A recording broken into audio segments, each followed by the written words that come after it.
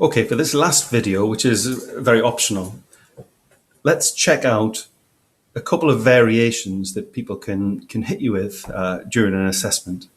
Really, they're just modifications to the requirements statement. One of them will be a slightly different condition. Rather than just fizz, buzz, and fizz buzz, it'll be a different condition as well. Like, for example, if the end of your number ends with a 7, then output something different. If it's a multiple of a different number, say 10, then according to the level of priority, you would have to output something else. But I'm not going to show you exactly how that will be implemented because it's exactly the same as fizz or buzz.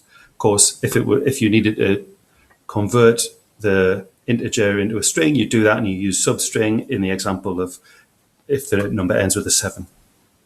So that should be fairly straightforward given you've watched the other videos. What's slightly less straightforward is when you're asked to output a range. Now, let's say the requirement says you need to output a range of the FizzBuzz numbers or words from 1, always from 1, up to a parameterizable value. That comes up quite a lot. So let's check out how we do that. I've already commented out the previous test output because that was from 1 to 100 under all circumstances. So let's change that a bit. Let's change that a bit and make it parameterizable, okay? Let's actually just change this.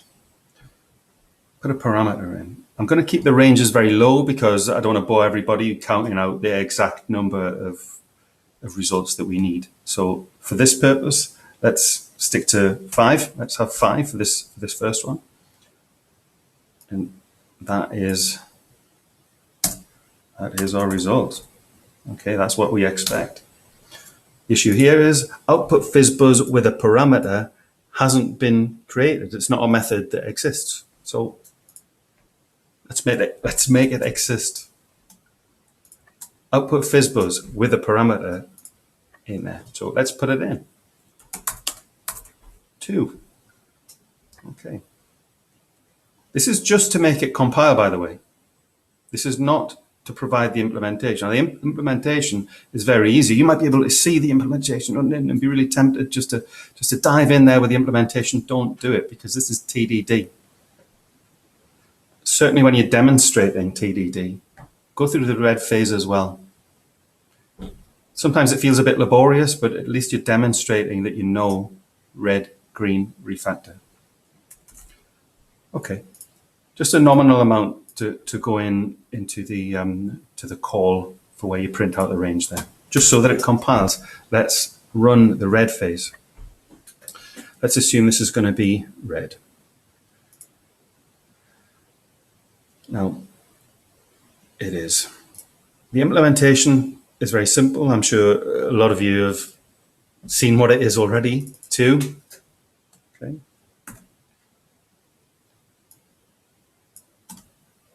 Yeah, and that's it. There's more than one phase to this, though. Don't think we're done yet, even if this is green. And then this should be green. I always feel IntelliJ should provide you with green text when it's green, right? If you agree or not, let me know in the comments. All right. Refactor now. I think we need to refactor this because I've only put one test case in. It isn't really a great test suite because we need a little bit of variation. But again, I don't want to bore everybody to death. So let's keep these ranges small and easily testable. If this was done in reality, if this was a real commercial piece of software, I would say we definitely want to do some higher ranges as well and maybe some boundary analysis, but right now it's fine. 5, 4, 2. Let's test all of those since we've just done the refactoring.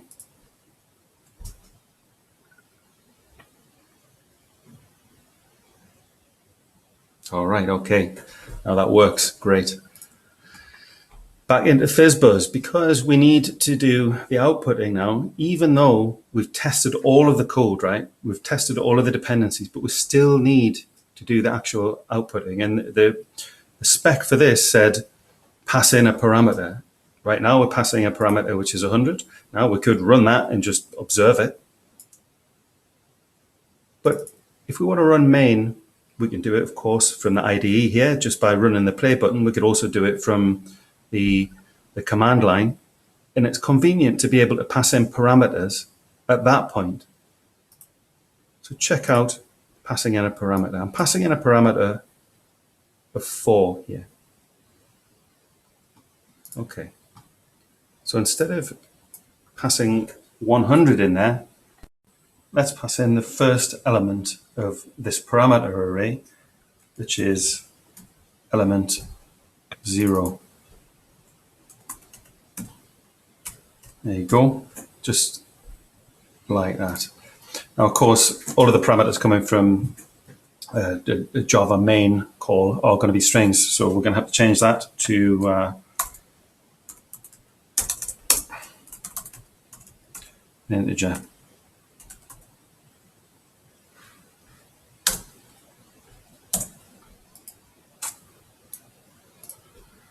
Like so. And then we should be good to go. Bearing in mind, we've got 4 elements of the Fizz Buzz results that we're expecting to be output. And all that remains now is after doing that code change, probably you should make sure that everything is still working, still testing, regardless of what code you change. It's a good idea to be sure. And then let's just run it. Let's run that parameter. The parameter is 4 being passed in there from main. And there you go, 1, 2, fizz, 4. And that's it. That's how you do the range variation. Thanks very much.